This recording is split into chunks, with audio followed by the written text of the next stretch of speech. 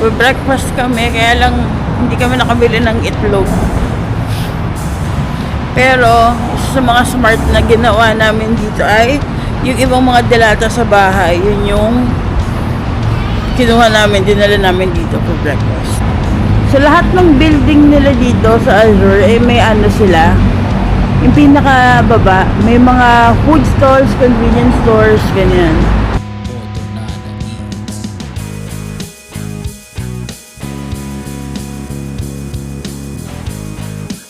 Yan, sa mga kanamnam sa kabili na tayo.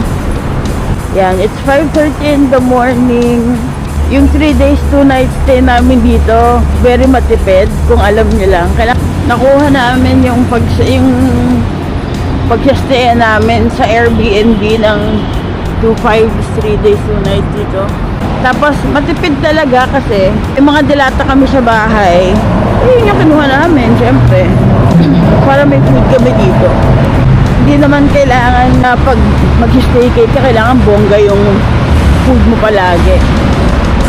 Kailangan wais din. Wais! Hindi natin naabutan yung sunrise, but it's okay. Mga kanomnoms, tara!